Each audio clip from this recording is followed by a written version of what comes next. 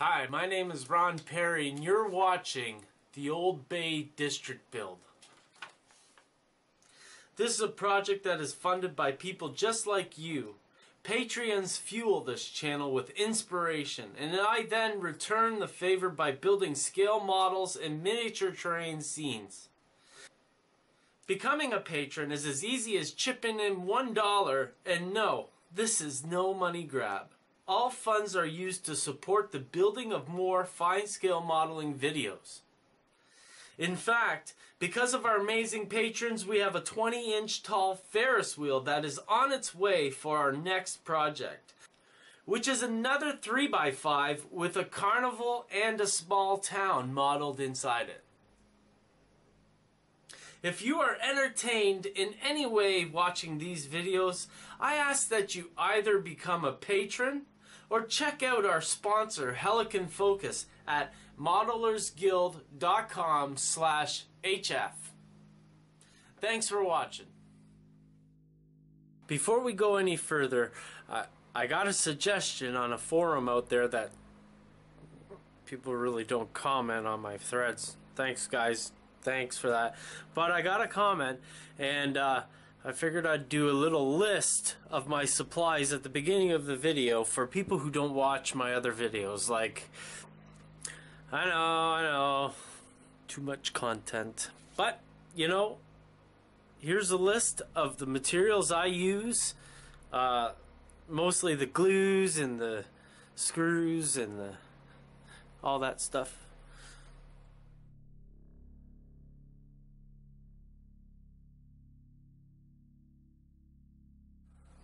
In this episode, we turn the module around so we can work inland. And before I get started on anything else, I want to pull out my proto paint from Rapido and paint this track slag brown with my airbrush. Now, it's a nice product that Rapido has put out, and it's acrylic, made for your airbrush. But that doesn't mean you can't use it with the normal brush. Just think outside the box a bit, would ya?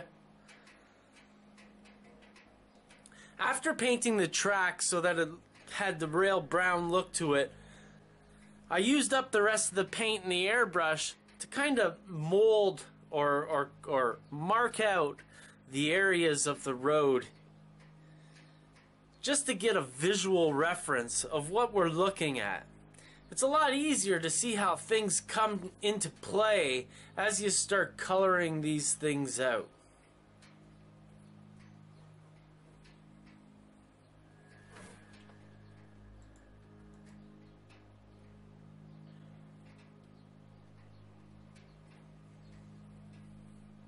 We're next going to move on to finishing the road crossing over the tracks.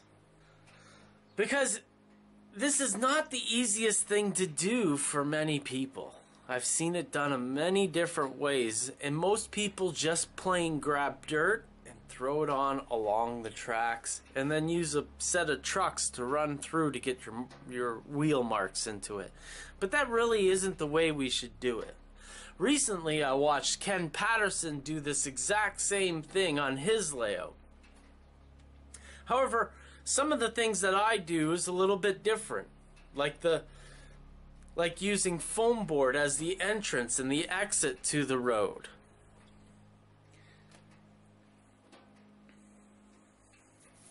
However, there is a transition from my foam board up to the track, so we have to use more foam board to kind of make a little ramp.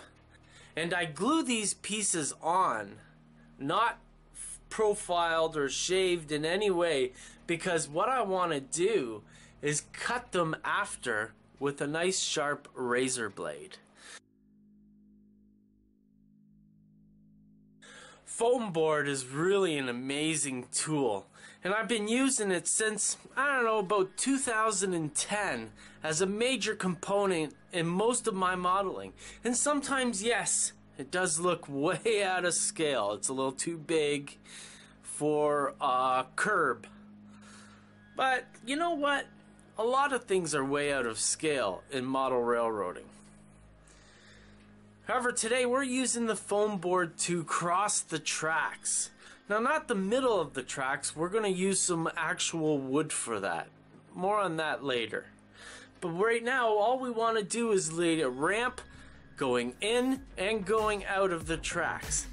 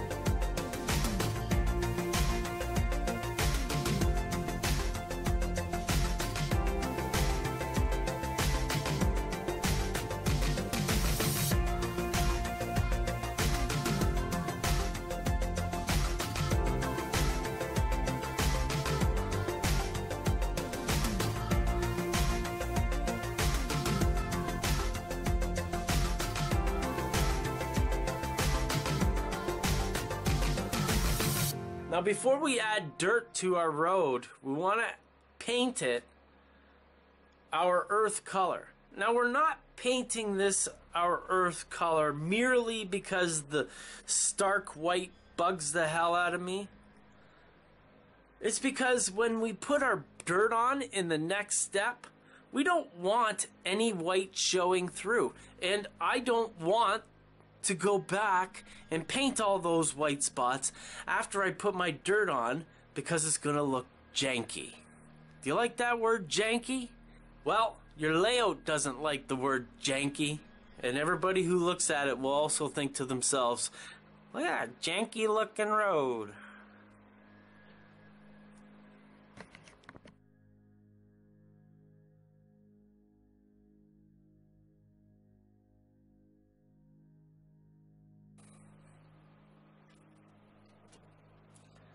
Now, after our foam panels have been glued on and are dried to the layout, it's time to start adding dirt to the top of it, because this foam core really doesn't have the texture of a road. It's kind of a little all pitty, you know, kind of like your face when you're a teenager. I know, I was that kid. So the type of dirt that I'm using on this road is what I call my, what the fuck do I call it?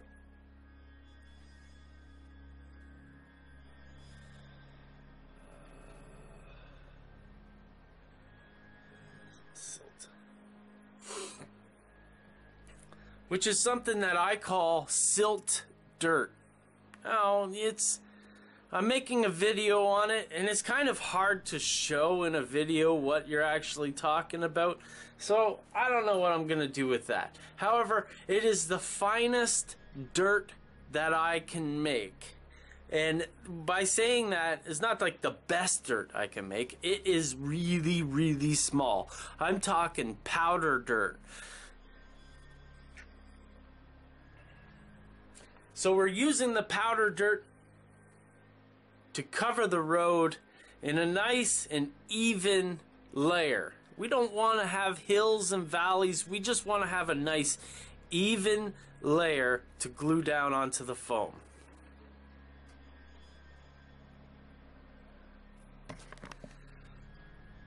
Now, gluing this road down isn't that hard. It's really all about I don't know what to say about it. You know, I think of things in a very complicated way. I know this because I've got family who've all told me, Ron, you're thinking about this way too much. So it's hard to explain sometimes why I do the things I do. I used to lay down a great big thick layer of glue, and then I used to put my dirt on top of it. But I don't do that no more. Not at all. All I do now is I use my scenic cement that is 50-50 watered down weld bond with a little bit of dish soap. And you know, now I'm starting to change my dish soap to glycerin. But you don't have to do that. Dish soap works fine. I'm just testing glycerin in everything I do at the moment, and it's something that I'm doing. I'm sorry. It is something that I do. Okay? You can only find out how things work or don't work in one easy way: by messing it up or becoming a hero. And I'm that guy. That's the way I do things. So the way we're going to glue this dirt to this foam is the foam is very porous, and when we spray water onto it, it's going to soak on through. The water's going to embed itself into the foam. And what that water is doing is it's sitting there waiting for you to put your glue on top of the dirt. And it's going to take that glue and it's going to say, hey, come on with me. And it's going to pull it all down. It's going to pull it through the dirt, penetrating the dirt so that it glues solid. But also that water pulls all that glue, the excess glue, into the foam, man, and anchors it all on board.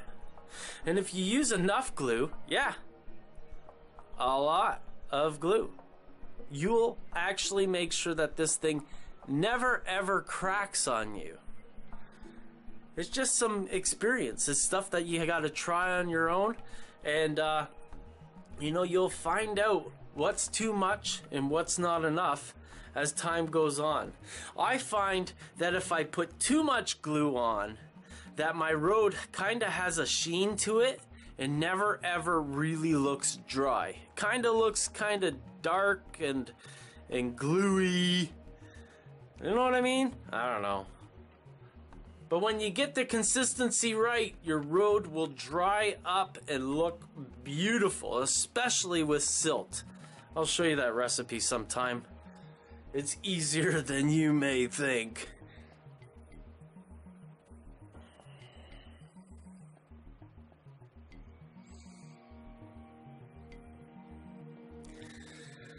Now let this glue dry for a day or two.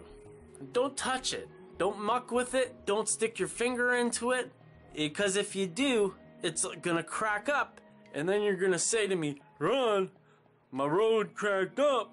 And I'm gonna say, well, could you keep your fingers off of it? And you're gonna be like, no, I didn't, sorry. Just, I don't know. You could take my advice. And rest assured that if I'm not saying that this is the first time I'm ever doing this, that I've probably screwed it up many, many times in the past. And you should feel rest assured that using the techniques that I've done over and over again,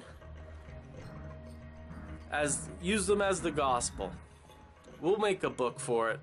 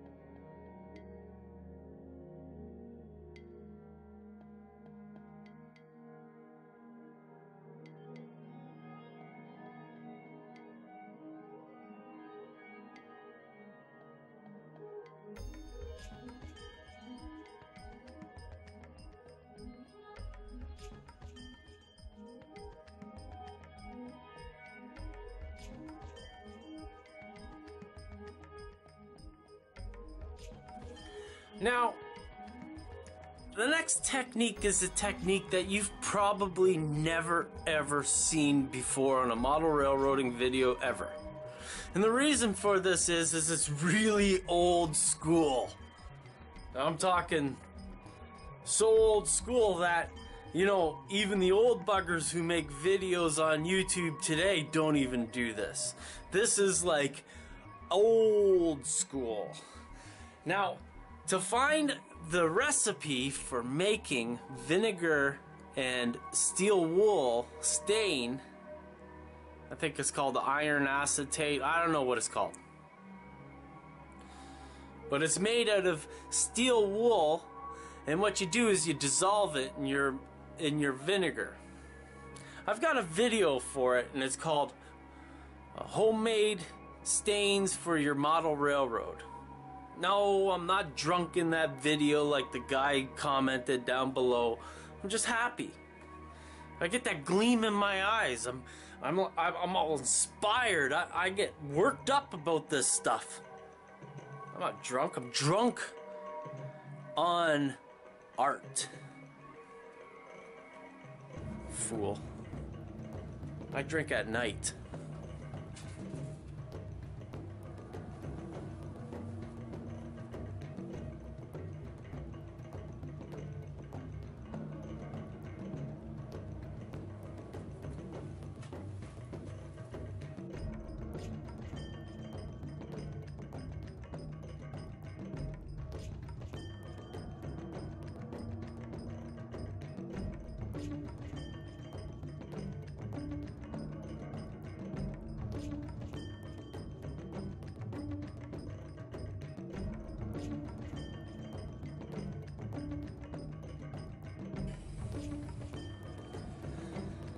So, the video that you're watching right now is sped up to 2 times speed. The process that you're watching is actually taking about 15 minutes to do. Well, the camera shut off at 15 minutes. I imagine it took maybe 20 minutes, let's say. So, what happens here is all I have to do is put a wee little bit of my stain onto the wood, and it immediately starts activating the tannins. So the combination of the colors just start attacking each other, and what you get is a style of red wood. Now, I love this stuff, and if you mix a little bit of ink and alcohol with it, or your MIG washes, the black stuff, that's amazing coat to come after the steel and the vinegar and steel stain. There's got to be a better name for that stuff, man. I'm telling you. The thing is it turns really, really dark really quickly, and it's a stain. It's not a paint sitting on top of your wood. It embeds itself right into the wood. And then when you come back with your ink and alcohol or your MIG washes, like I said earlier, it really penetrates as well and intermingles with that red and gives you a real nice, interesting color for your wood. Perfect for a railroad crossing, if you ask me.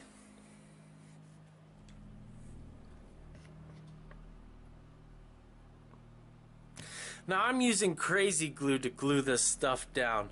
However, you know, you can use Gorilla Glue, which is like permanent.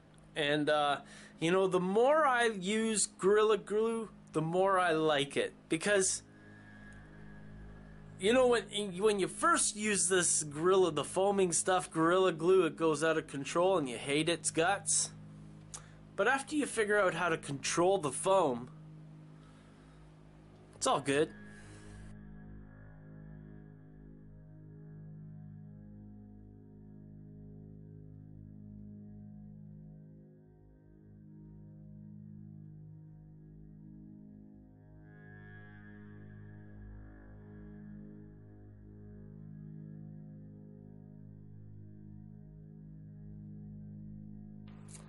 Okay, I think we're gonna end this episode around this spot because we really want our silt road dirt to dry completely. You know, we don't want to start adding layer upon layer of glue and having lower layers be kind of we just don't want it to laminate or anything like that. So what I want this to do is I want it to dry completely over at least 24 hours.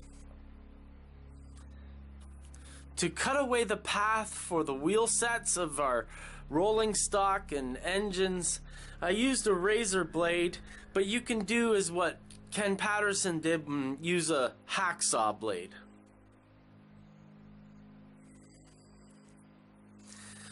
My crossing being on a curve, it would work with a hacksaw blade. It's just I used a razor blade instead.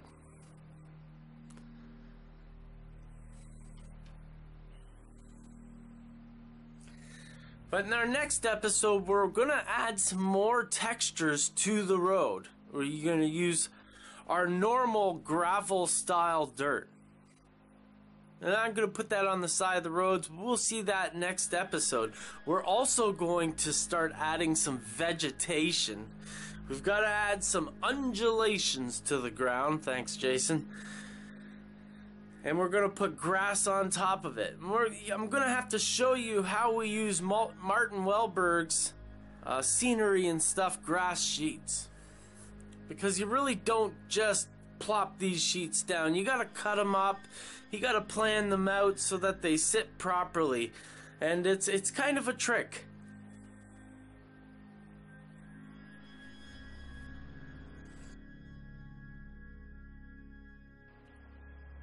Now I want to thank you for watching this video. This video is made possible with the support of people just like you. Sure, I use a lot of free scratch building supplies, but I also use some of the best products available today. Our next project is framed around the Jupiter Ferris wheel. By far the best available model for that project. This is only possible through your support. And if you like these videos, make sure they continue by contributing $1 or more at patreon.com/Ron Perry. And if you're not into that, we also have a sponsor that gives you 20% off the best photography program ever, and that's a lifetime of updates. Extreme focus is best done by photo stacking, and nothing makes it easier to stack your photos than Helicon Focus. Even Ken Patterson uses Helicon Focus, and so can you. Get 20% off a lifetime of updates today at www.modelersguild.com/HF. And I want to thank Helicon Focus for the support of this show and my patrons. Thanks, guys. You're all champs. So that's it. We'll talk to you next time. I hope you liked the show, and maybe share it somewhere. Or if you see it on a forum somewhere, I'll only post it on one forum. Maybe say hi. Wouldn't hurt, would you? That wouldn't hurt. That shouldn't hurt. Seems like it does. I don't know. Talk to you later, guys.